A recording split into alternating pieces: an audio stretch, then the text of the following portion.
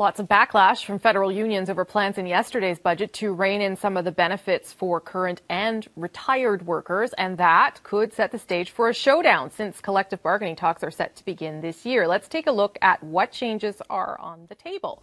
Right now, the government pays 75% of the cost of the health care plan, and retirees pay the remaining 25%. But under the new budget plan, each side would pay 50-50. It would increase the years of service to qualify from 2 to 6. And it's expected to save the government about $7.4 billion over 6 years. The budget also outlines plans to clamp down on absenteeism with an overhaul of the sick leave program. Tony Clement's been talking about that for a while. He was here earlier on the show, and he called it a Cadillac package of benefits. So are the benefits for public servants too rich? And would the changes simply bring them more in line with the private sector, or are the feds trying to erase the deficit on the back of its workers? Joining me now, the national president of the Public Service Alliance of Canada, Robyn Benson. Good to see you. Thanks for being here. Thank you. You've said that the changes will gouge the pockets of public sector employees. Tell me how. Well, it's going to gouge certainly for the retirees. They've retired on a set pension, so it's about $23,000, $24,000 a year. So they set their budget out as any other person does in terms of their household. They know how much money they've got coming in. Now this government is going to turn around and they're going to say, we want more monies from you. And it can run upwards of $100 in terms of having this healthcare plan. So when you're on a strict budget and you're living check to check, you can ill afford to lose more money. It's not a Cadillac healthcare plan in the least. It's a run of the mill. It's of the norm. We of course have tried to make improvements. This government will not see any of that. It's not a huge increase though annually. I mean, it's as much as, close to $250 if you're an individual buying into it. Presumably you would need to keep a healthcare package if you wanted the extras.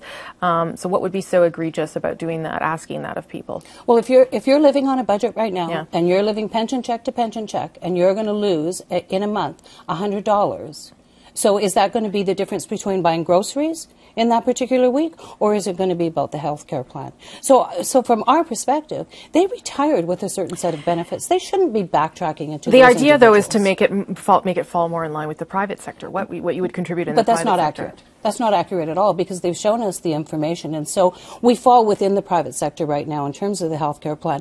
In some cases, for provinces, for example, and municipalities, we may be a bit different, better, for example, and in other cases, we're not. So, this government has a habit of misleading Canadians. They've done so on the sick leave, and we've been very clear about it all year long, since Mr. Clement came out and said during Public Service Week last year that we were abusing sick leave.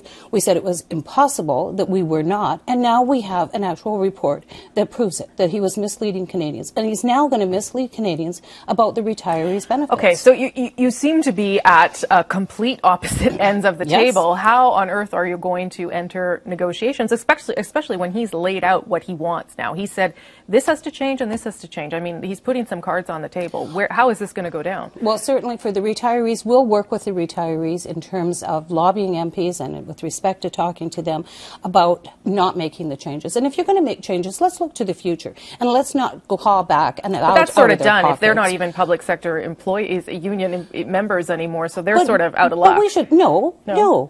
Unions are not just about the union members that they represent. They're for all citizens in this country, and that's why we talk about the services that our members provide to Canadians and how they're proud to provide those services.